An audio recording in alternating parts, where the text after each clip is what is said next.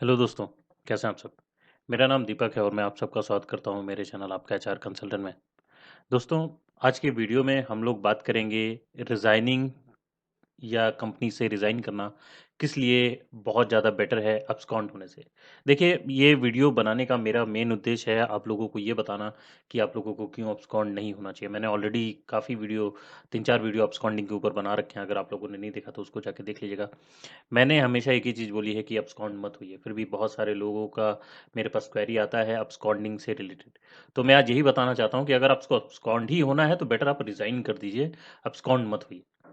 Absconding से आपका नुकसान ही है और अब्सकॉन्डिंग के नुकसान मैं ऑलरेडी एक वीडियो में बता रखा हूँ, अगर उसको आप लोगों ने नहीं देखा तो जाके देख लीजिएगा। तो मैं यहाँ आपको बताऊंगा कि रिज़ाइनिंग किस लिए बेटर है अब्सकॉन्डिंग होने से। अगर आप रिज़ाइन करके कंपनी छोड़ते हैं तो क्या-क्या फ़ायदे आपको मिल सकते हैं। तो बने रहिएगा, चलिए शुरू करते हैं। तो यहाँ पे मैंने कुछ 6 चीज़ें बताई हैं। अगर आप रिज़ाइन करते हैं किसी कंपनी से, आपको कंपनी में बहुत ज़्यादा फ्रस्ट्रेशन है, आप वहाँ रुक नहीं पा रहे हैं, मैं एक ही चीज़ बोलूँगा, जितना भी आप लोगों का नोटिस पीरियड है, बस उसको आप लोगों को सर्व करना है और वो सर्व करके आप इत्मीनान से छोड़ के जा सकते हैं, रिज़ाइन करने के बाद।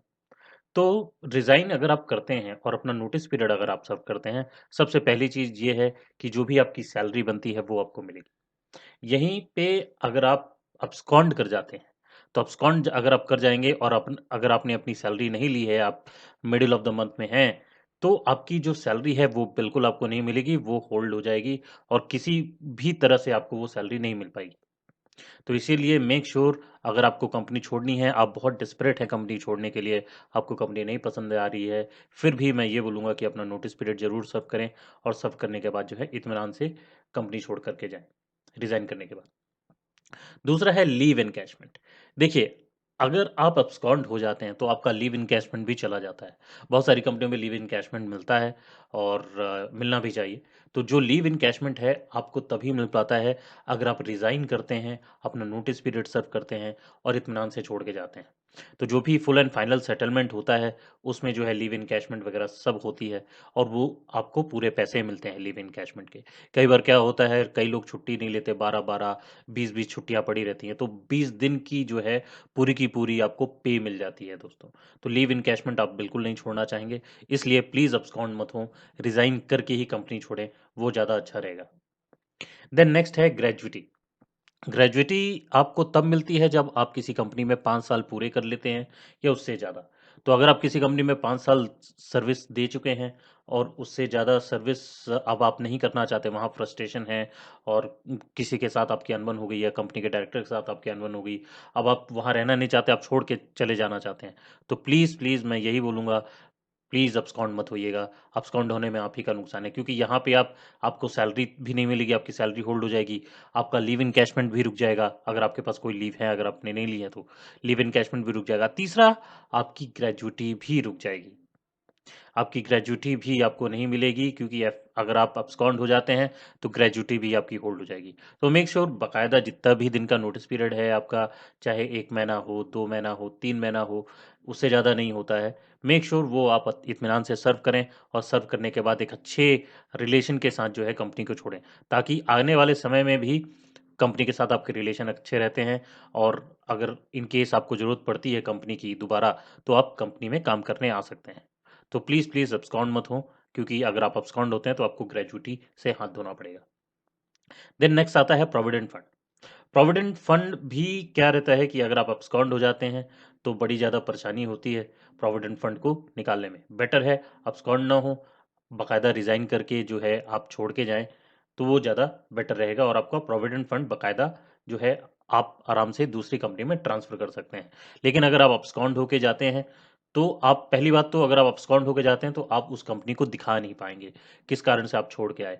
तो जब आप उस कंपनी को दिखा नहीं पाएँगे, तो जब आपका वेरिफ़िकेशन होगा, तो वेरिफ़िकेशन में आप पकड़े जाएँगे।